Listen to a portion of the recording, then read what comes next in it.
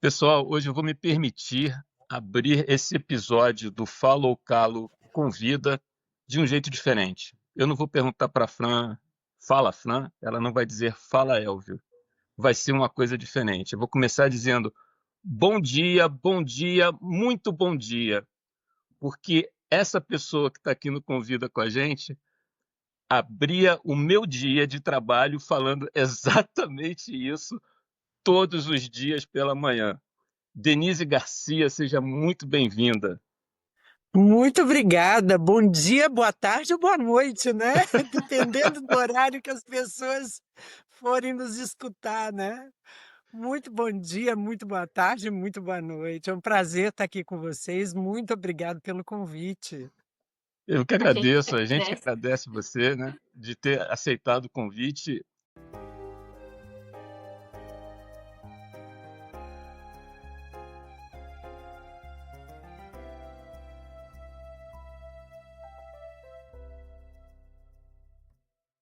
E, Denise, eu não vou apresentar você, né? Eu conheço você há muito tempo, eu nem fiz as contas há quantos anos eu conheço você.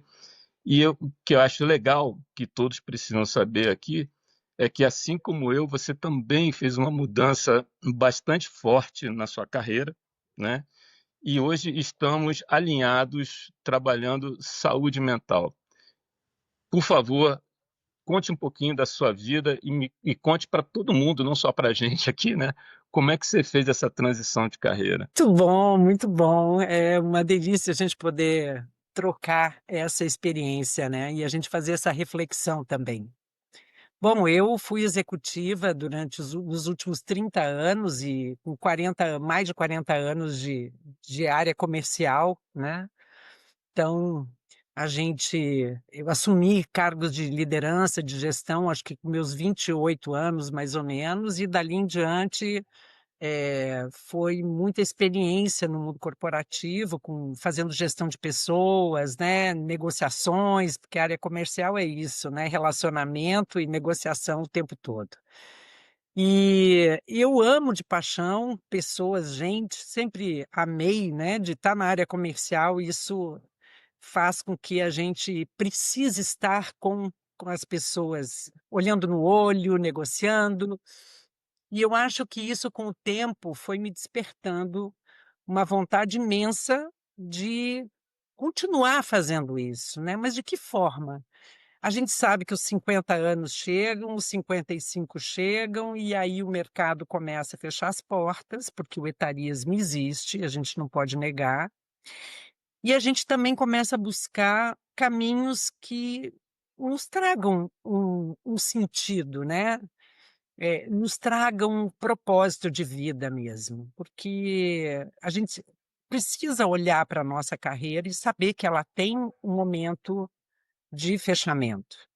E eu acho que isso que foi me movimentando, foi me movendo de uma forma, eu diria que de uma forma dolorida no começo, né? Porque aproximadamente aí 13 anos, 14 anos atrás, eu comecei a ter uma síndrome do pânico causada por, eu diria que não é nem o estresse corporativo, porque não dá para botar no colo da responsabilidade de ninguém, isso é nossa responsabilidade em saber gerir tudo isso, né?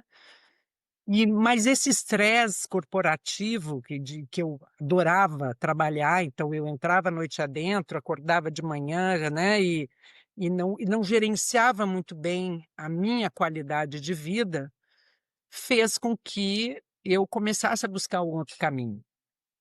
E a partir desse transtorno, né, desse transtorno de ansiedade, vamos chamar assim, eu acho que caiu a minha ficha de que eu precisava mudar alguma coisa na minha vida. Então, ali eu comecei a buscar um outro caminho. E eu fui buscar uma cura para mim, porque não queria medicamento, mas encontrei um caminho de meditação, de técnicas de respiração, e aí gradativamente eu fui fazendo essa transição. E aí fui estudar, né? Fui querer entender o que estava por trás disso tudo, e aí me especializei em psicologia positiva, ciência do bem-estar, neurociência e comportamento e a neurociência da respiração, para entender como é que tudo acontece dentro da mente, do comportamento humano, e poder, com isso, ajudar outros profissionais do mundo corporativo. Eu acho que essa foi, de uma forma resumida, aí, a minha trajetória nos últimos anos, né? Então, hoje, eu conduzo programas de saúde mental, de bem-estar, de gerenciamento da mente, né? A gestão da mente, que é onde a gente toma decisões, é onde a gente faz as nossas escolhas diariamente. E como é que a gente consegue equilibrar todas essas demandas que a gente tem no dia a dia? Então, eu acho que hoje o meu propósito é ajudar profissionais no mundo corporativo a inspirarem, expirarem e não pirarem. Exatamente. Então, você explicou, você explicou com as suas palavras o motivo que nos levou a trazer você aqui para esse Falocalo Convida. Denise, a gente deu mais ou menos uma combinada, né, em um tema para você trazer para a gente. E esse tema vai ser debatido aqui pela Fran, por mim, né, junto com você. E esse tema, ele começa com uma frase muito interessante: nem explosão, nem silêncio. Fala um pouco para a gente do que seria não explodir e não ficar em silêncio. Eu acho que tudo se resume no equilíbrio, né? Na nossa autorregulação emocional. Porque o nosso cérebro está programado para que ele garanta a nossa sobrevivência. E quando a nossa amígdala cerebral, que é o nosso alerta, percebe que a gente está entrando numa zona de perigo, a tendência é a gente explodir, né?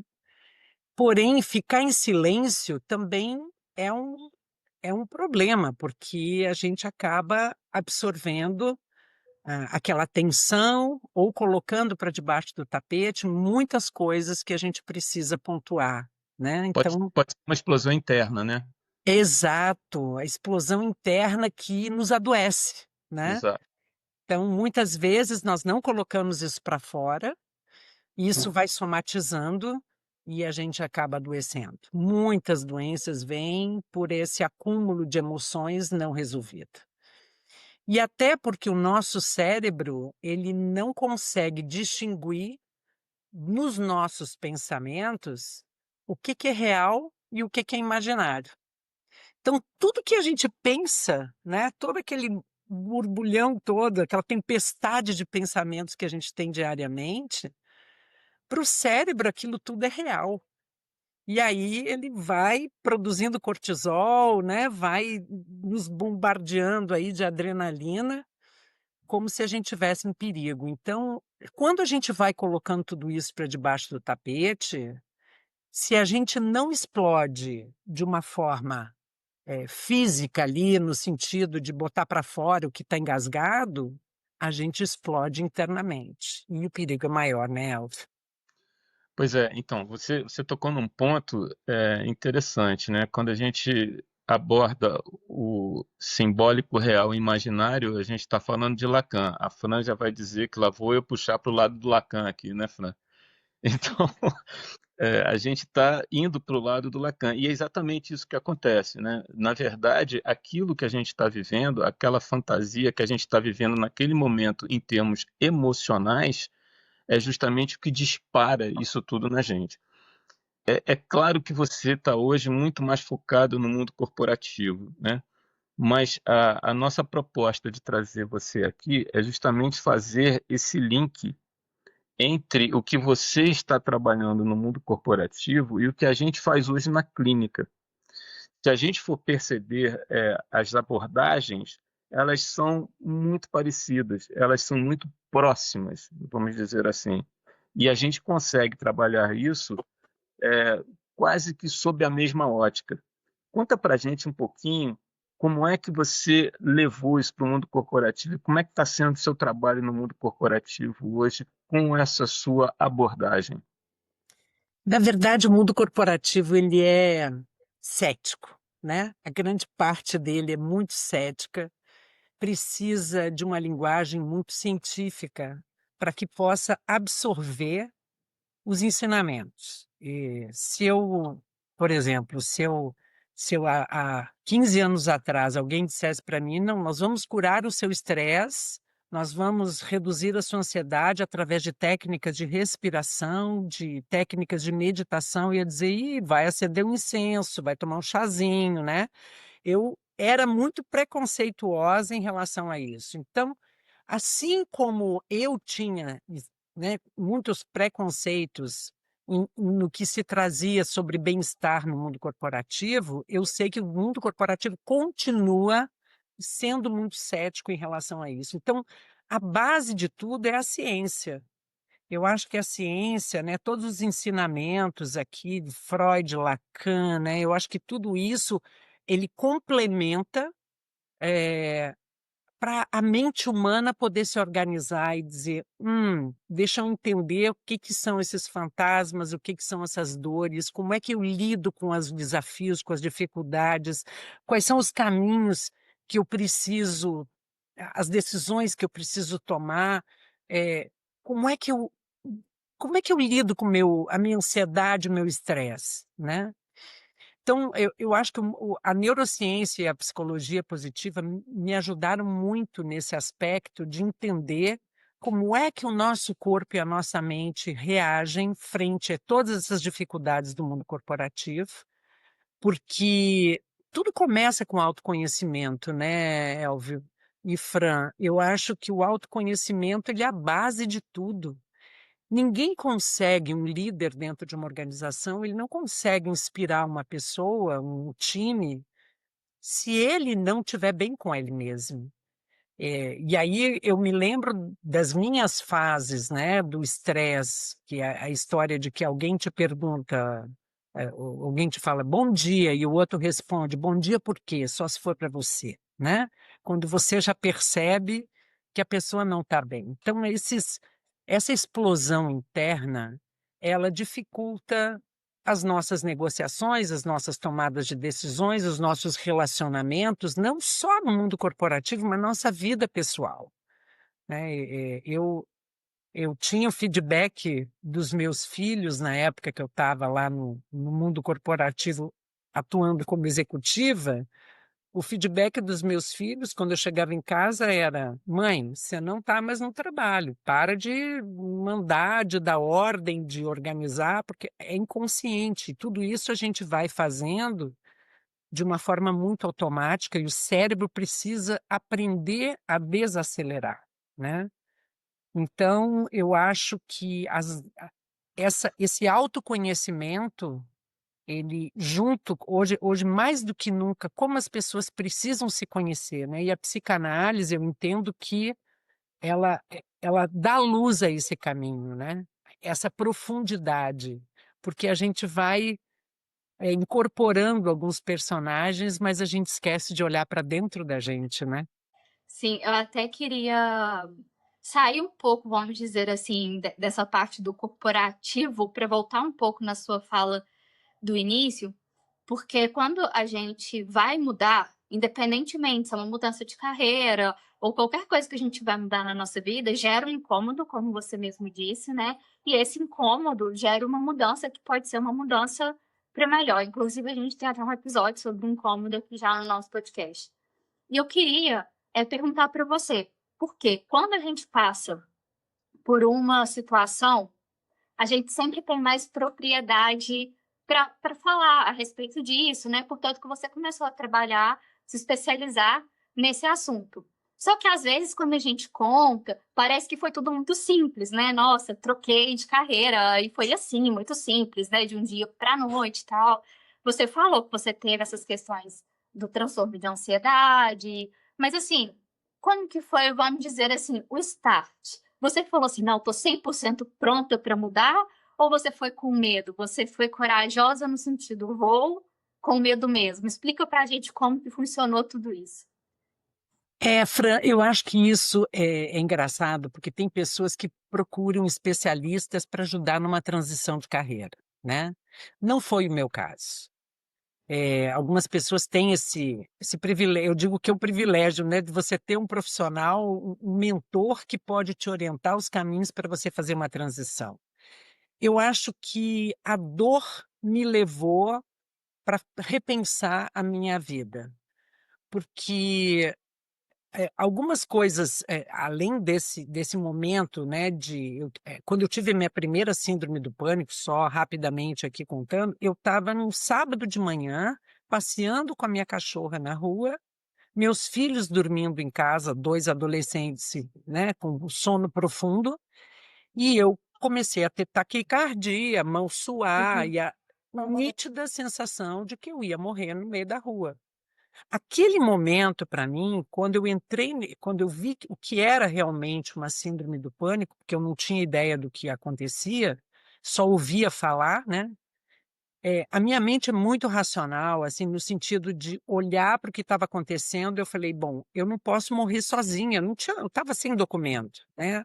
Eu falei, eu não posso morrer sozinha. Então, eu avistei um posto de gasolina, eu falei, eu vou andar até lá, porque lá alguém vai achar um corpo estendido no chão para poder me socorrer, né? Então, assim, é o tamanho da racionalidade, né? Eu falei, bom, tudo planejado, sabe? Bom, Uhum. em resumo, eu acho que depois que eu passei por essa situação, me fez olhar para a vida de uma forma diferente.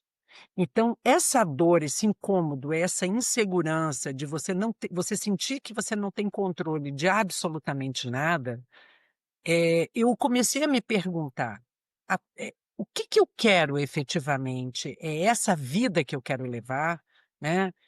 E já aconteceu várias vezes de eu sentar na mesa do meu chefe, né, do nosso chefe, né, Elvio, e de repente eu ter uma crise de choro e não sabia por que que eu estava chorando. Aquilo ali já era um sinal que as coisas não iam bem, né? Só que eu não sabia explicar isso, eu não tinha razão para chorar, né? Mas aquilo já era um acúmulo de estresse.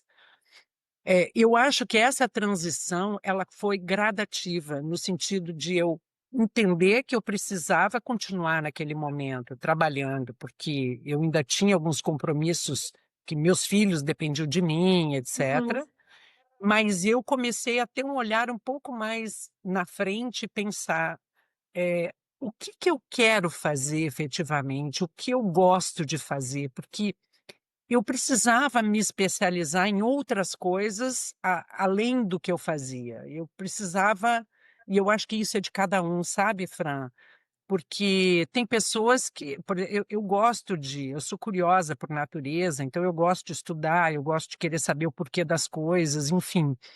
E eu eh, fui, comecei a olhar, fui para a Índia, passei um período pequeno na Índia, mas aquele período que eu fui fazer cursos lá, eh, eu tive a oportunidade de olhar para dentro de mim.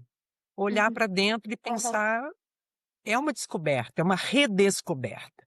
Eu acho que a transição de carreira, ela não está presa só no intelecto. Ela tem que vir de dentro da essência do ser humano, né? Porque a mente mente. A nossa mente nos sabota o tempo inteiro. Então, se a gente ficar só pensando no planejamento intelectual de fazer uma transição de carreira, sem a gente olhar para dentro de nós mesmos e pensar: quem sou eu?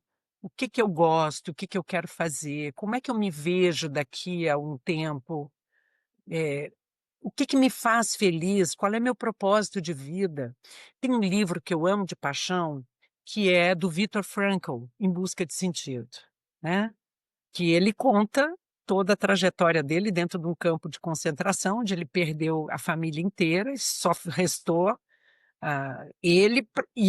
e a força dele veio de uma dor, né? Veio justamente de dizer: eu preciso sair daqui e contar para as pessoas como elas podem sobreviver, né? Uma força, uma resiliência muito grande. Então, eu acho que enquanto as pessoas que estão buscando uma transição de carreira estiverem presas somente no intelecto, talvez elas não tenham uma visão clara daquilo que realmente poderia ter de um caminho mais assertivo, sabe?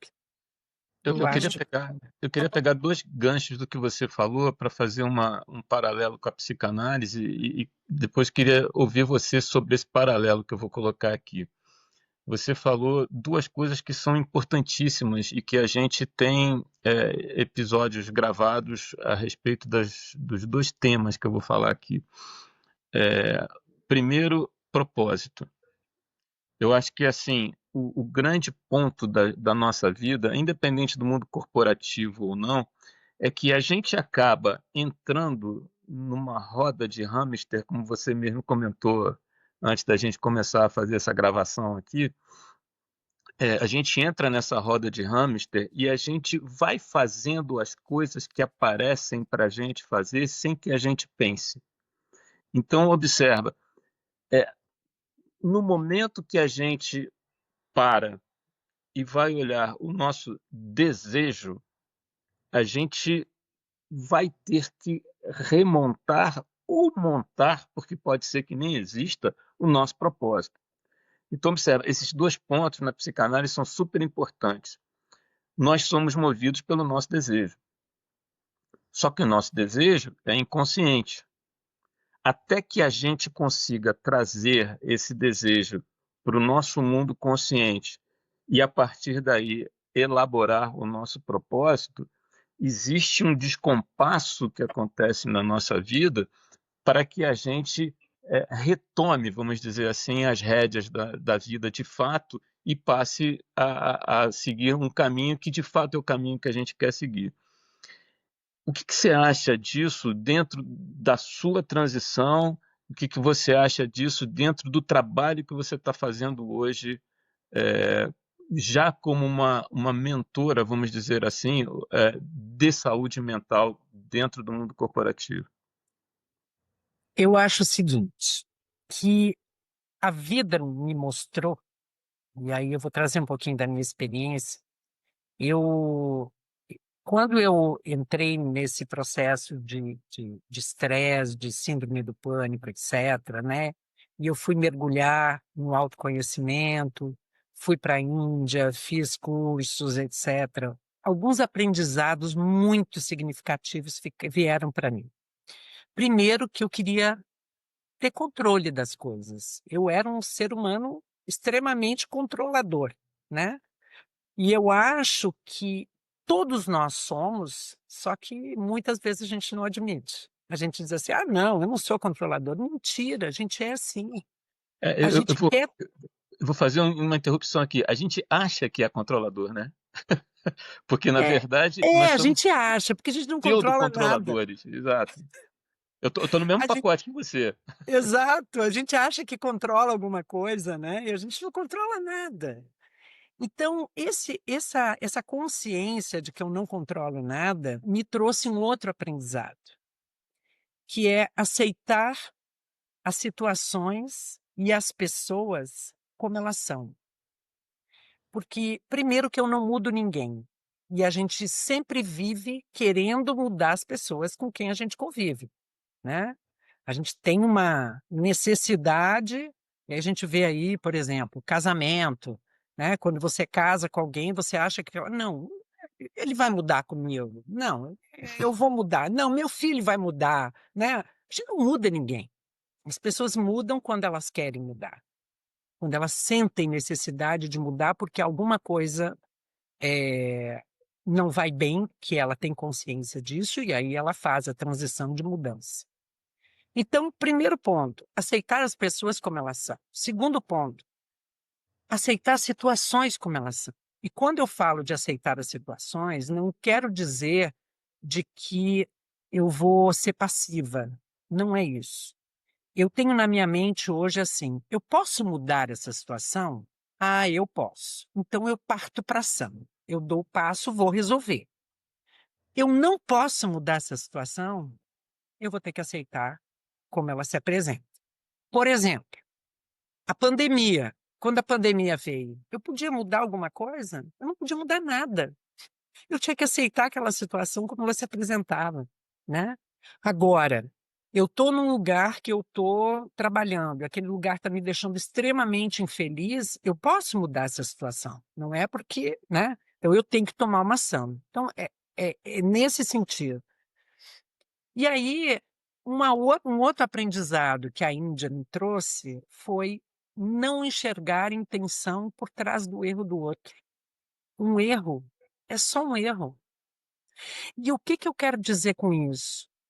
A gente sofre muito porque a gente erra, porque o outro erra, a gente aponta o dedo para o outro e a gente diz: você errou. Ah, porque a pessoa acordou de manhã querendo errar, dizendo: veja bem, hoje eu vou errar com a Fran. Claro que não, né? A gente, a gente não tem intenção de errar com ninguém. É diferente, aí deixa de ser um erro, né? Quando a gente planeja alguma coisa para fazer errado, aí a gente está planejando, é intencional, é outra história. Mas eu acho que esses conhecimentos me ajudaram muito nesse autoconhecimento, nessa aceitação, para olhar para os desejos, por exemplo, e perceber que muita coisa vem do meu ego, né? Vem do meu ego de eu querer, eu preciso estar arrumada, eu preciso estar, sabe? A gente, o que que os outros vão pensar de mim? Então, esse ego, às vezes, ele grita muito e eu tendo consciência disso tudo, isso me ajudou muito, porque eu pego esse ego e falo assim, opa, hoje você vai ficar na mochila. Porque o ego a gente não consegue se desvencilhar dele, né? Mas ele nos atrapalha muito no nosso dia a dia, na nossa relação com as pessoas, no momento que você está convivendo, seja no mundo corporativo, seja no social, seja lá onde for. Então, eu acho que tudo começa com autoconhecimento. E aí eu diria o seguinte, é, coisas, 4 etapas, né, que para mim, assim, eu procurei aplicar na minha vida para me fortalecer como indivíduo, né? Primeiro que a capacidade física. Eu preciso cuidar da minha capacidade física, né? De me alimentar bem, de fazer exercício, de aumentar a endorfina, serotonina, né? Para poder levantar da cama e ter uma vida saudável. Então, a capacidade física, para mim, é a base da pirâmide. A segunda coisa que é a minha capacidade emocional, porque as minhas emoções, elas me ajudam a me relacionar com as pessoas e poder estabelecer vínculos, tomar decisões, né, e ter escolhas mais assertivas. Para depois ter uma capacidade intelectual de aprender, de querer fazer coisas novas, de dar passos novos, aí respondendo a Fran, dizendo assim, você foi com medo, vai com medo mesmo? Tem horas, Fran, que a gente olha para trás e fala assim, cara, eu vou queimar a ponte, é um caminho sem volta, né? É um caminho sem volta. Algumas escolhas que a gente faz, que a gente precisa dizer, putz, eu não sei, eu acho que isso transformou muito o meu olhar, assim, de olhar para as coisas e falar assim, eu quero me arriscar nisso aqui. Putz, mas eu não sei se vai dar certo. Bom, o que que eu vou levar disso aqui? Muito aprendizado se não der certo. É a gente ter essa autoconsciência o tempo inteiro do que é qualquer situação que a gente viva, por mais desconfortável que seja, o que que aquilo me ensina, né, para eu ser um ser humano melhor, para poder encontrar a espiritualidade, que para mim é o topo dessa pirâmide, né? Física, mental, intelectual, quer dizer, a emocional, né, intelectual e a espiritual. Porque se a gente também não tiver um caminho espiritual, e eu não estou falando de religião, eu estou falando de espiritualidade mesmo, a gente não é ninguém, não tem sentido, não tem propósito, não tem, né? A vida não tem uma essência de fato. Então eu acho que para mim são essas 4 etapas assim que ajudam o ser humano a realmente a se fortalecer como indivíduo para ele poder se encontrar e ter um propósito, encontrar o seu sentido, né? O sentido de viver. Porque a gente está aqui para quê? Né? A gente está aqui para sair daqui melhor, né? Do que a gente chegou, né? Senão nada disso valeria a pena. Sim, isso até me Fran, quer lembra um falar? episódio também que a gente gravou, que é sobre razão e emoção, que é justamente também ter esse equilíbrio, né? Você tomou uma atitude mais assertiva justamente porque você equilibrou os dois. E às vezes, no senso comum, a gente pode imaginar que a razão pura e simples vai trazer uma resposta. Mas não é assim que funciona. Tem que ter paixão além da disciplina e de outros aspectos da vida, né? Perfeito. Eu tenho uma curiosidade, Denise, que você ainda está nesse mundo que eu não estou mais há algum tempo, né? E a gente sabe que agora isso está chegando nas empresas. Eu não vou falar que é uma imposição, mas como uma norma, né? Fala um pouquinho como é que isso está chegando nas empresas, né? E como é que isso está sendo aceito, vamos dizer assim, pelo corpo funcional das empresas. Eu acho que a gente já está numa luta aí há muito tempo, é, que muita gente desconhece, né? Que é uma norma regulamentadora que o Ministério do Trabalho implementou já há algum tempo, que é onde tem os fatores de riscos, né, dentro das empresas, que tem que zelar por segurança, são os riscos ocupacionais, né? Então, é como fazer o gerenciamento dos riscos ocupacionais. Só que em 2024, nós tivemos um cenário muito preocupante, que nós tivemos aí 472 mil colaboradores, né, funcionários nas empresas que se afastaram por transtornos mentais, ou depressão, ou burnout, etc. Com isso, fez com que, mais do que nunca, o Ministério do Trabalho e Previdência Social fosse mais rígido em relação às empresas e passasse a fiscalizar e a multar aquelas empresas que não zelassem por esses fatores psicossociais. Então, as empresas, a partir de. Já foi implementado isso, na verdade, era para entrar essa fiscalização em maio deste ano. Os sindicatos solicitaram ao Ministério do Trabalho que adiasse por mais um ano, que muitas empresas não conseguiram se adaptar, mas, em resumo, as empresas, essa norma, a NR01, ela exige uma criação de um programa de gerenciamento de risco, para que agora seja inclusive, essa avaliação de riscos psicossociais, como estresse, como assédio, né? Como é que a saúde mental afeta os trabalhadores e o que a empresa tem para oferecer para zelar por isso. Porque as empresas que investem em saúde mental, ela tem a visão estratégica, porque saúde mental não é luxo, né? É estratégico, porque se os trabalhadores passam a adoecer, a empresa deixa de ter resultados, receita, enfim, afeta o seu grupo, né, de trabalhadores. Então, essa atualização mais recente que aconteceu na NR01, ela incluiu a obrigatoriedade das empresas, né, terem uma avaliação e o controle desses riscos psicossociais, como o estresse, a sobrecarga, enfim, a falta de autonomia, né? Então, eu acredito que agora, mais do que nunca, as empresas estão atentas a isso, estão implementando programas de saúde mental. Lógico que não é 100% das empresas, tem muita gente que ainda está negligenciando isso, mas a gente vê que as grandes empresas já estão atentas, já vem algumas delas, já até existem já programas, mas eu acho que a gente tem ainda muito caminho a percorrer, sabe? Porque é, é uma conscientização muito grande, porque não basta eu ter uma plataforma com psicólogos para atender os funcionários dentro de uma organização. Na verdade, o que as empresas têm que treinar são as lideranças, e é esse trabalho que eu venho fazendo, né?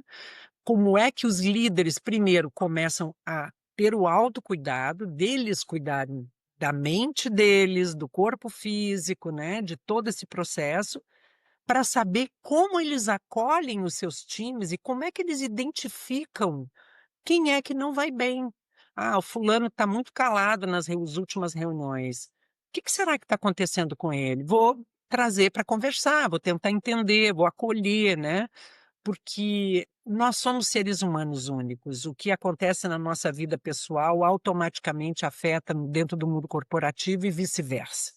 Então a gente não tem como separar. Antigamente a gente ouvia isso, né? Deixe os problemas do lado de fora e não traga para dentro das empresas. Aonde está o botãozinho que a gente vai apertar o Isso era um botão? jargão, né? Isso era um jargão. Nossa, gente, não É. existe isso, né?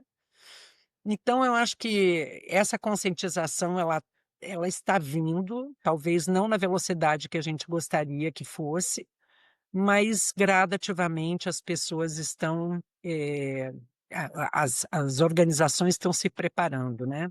Hoje eu faço parte, hoje eu estou responsável pela cadeira, né, da Diretoria de Saúde Mental e Bem-Estar dentro da Associação Brasileira de Profissionais de Recursos Humanos, que é a APSA.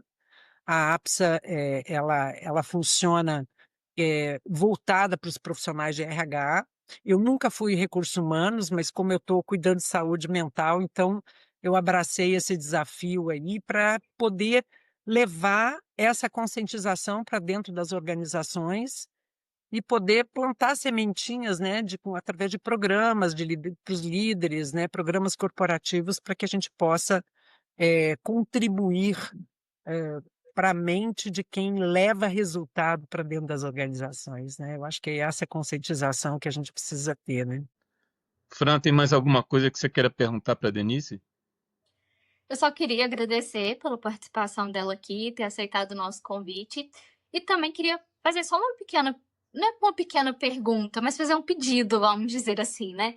Para quem está aí querendo fazer essa transição de carreira, que está com esse incômodo, mas está com medo do que pode acontecer, do que o futuro reserva.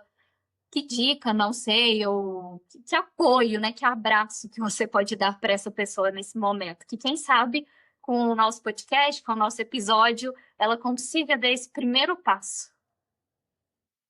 Eu diria, Fran, que o primeiro passo é a gente acalmar nossa mente, né? É não permitir que a gente dê o controle remoto das nossas emoções para os outros apertarem os nossos botões, né? Então, eu acho que a gente, quando permite que o outro aperte os botões, a gente se desregula. Então, eu diria o seguinte: fechar os olhos e a gente olhar para dentro da gente. A respiração, por 3 minutos que a gente inspira e expira lentamente, a gente acalma o nosso sistema nervoso simpático, que está lá agitado. E a gente começa a ativar o parasimpático, que nos traz para uma homeostase, né? Que nos traz um pouco mais de equilíbrio aqui interno. Então, eu acho que tudo que a gente, no momento que a gente está no momento de transição de carreira, a gente tem que começar pelo nosso autoconhecimento. Olhar para as nossas forças, as nossas fortalezas aqui, né? Que tudo que a gente traz de bagagem nessa vida, a gente precisa olhar, porque a gente esquece quem a gente é, das nossas forças. A gente sempre subestima, que a gente acha que, ah, não, eu não sou tão forte assim, ah, não, eu não dou conta de fazer isso. A gente dá conta de fazer muita coisa que a gente não tem consciência. Então, eu acho que conhecer as nossas virtudes e as nossas forças é um bom caminho para nos dar uma luz, sabe, um olhar diferente para um novo caminho que a gente queira seguir. Porque é como se a gente estivesse colocando várias ferramentas numa bagagem ao longo da nossa caminhada de vida e a gente nunca parasse para ver o que tem nessa bagagem. Então, eu acho que no momento que a gente quer fazer uma mudança, que a gente se permita botar essa bagagem no chão, abrir e olhar quanto conhecimento, quanta experiência, quanta ferramenta que a gente juntou ao longo dos anos e que agora a gente pode usar para poder encontrar um novo caminho. Ou a gente vai ensinar alguma coisa para alguém, ou a gente vai dar consultoria para alguém, ou a gente vai fazer uma mudança completamente diferente. De repente, eu vou transformar um hobby meu em uma profissão, coisa que eu nunca me permiti e agora eu vou me permitir. Não sei. São inúmeras possibilidades, né? mas que a gente se permita olhar para essa bagagem. Eu acho que esse, para mim, foi um grande ensinamento e que a gente possa lembrar que a vida é finita, né? Então, que quando a gente olha que tem um fim, quantos anos eu ainda tenho? Eu sempre penso, cada ano que eu faço, eu olho para mim e falo, bom, menos um ano a percorrer. Então, eu quero viver intensamente isso que eu tenho para viver, mas com propósito, com sentido. Sim. Denise, minha querida, eu queria agradecer a você duplamente. Primeiro, por você ter aceitado o nosso convite e ter vindo gravar esse episódio com a gente aqui. Eu tinha certeza que ia ser maravilhoso, como foi. E o segundo agradecimento é porque você está permitindo que a gente expanda alguma coisa que a gente está fazendo através do nosso podcast, do Falou Calo. A gente foca muito o atendimento individual, a gente foca muito as pessoas que nos procuram buscando algum tipo de apoio, algum tipo de ajuda, e a gente, logicamente, instala com essa pessoa um processo psicanalítico, né?